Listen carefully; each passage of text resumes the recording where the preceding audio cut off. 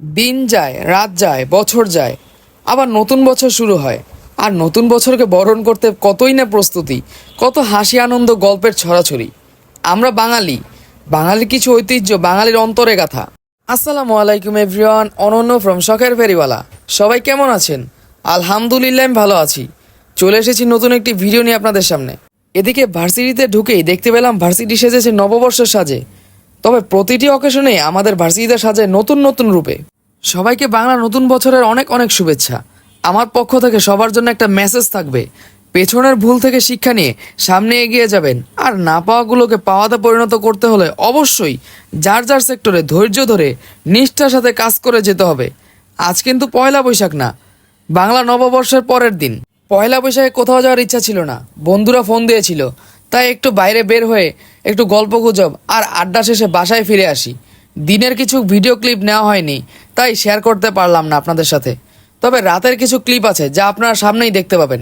সামনেই semester final, তাই ক্লাসগুলো ইম্পর্টেন্ট, সো করতেই হবে। তবে আজ একটা ক্লাস ছিল আর আমাদের সেমিস্টার ফি দিতে হবে, তাই ভার্সিটিতে আসতেই হলো। পরীক্ষার ফি দিতে চলে গেলাম কাউন্টারে, স্লিপ নিয়ে দাঁড়িয়ে গেলাম লাইনে, আর কাজ কমপ্লিট করে চলে আসলাম ক্যাফে।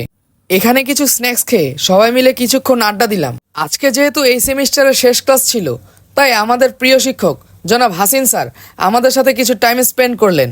স্যার আমাদের ট্রিট দিলেন। সবচেয়ে বড় কথা হলো স্যার আমাদের কিছু মূল্যবান উপদেশও দিলেন। স্যারের অভিজ্ঞতার কথা বললেন।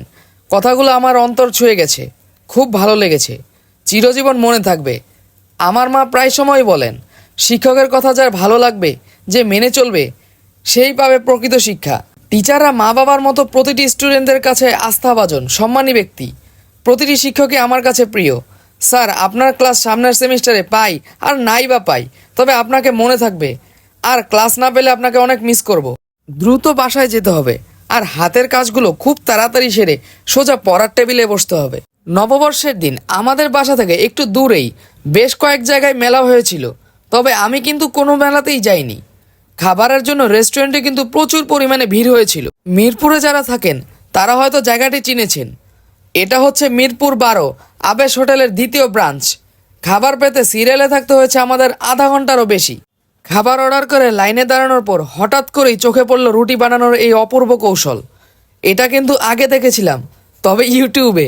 এখানকার খাবারগুলো বেশ মানসম্মত, তবে জনপ্রিয় বেশ কয়েকটি খাবার রয়েছে, যেমন হান্ডি বিফ, তাওয়া চিকেন, হান্ডি চিকেন। মাশাল্লাহ, দারুণ টেস্টি।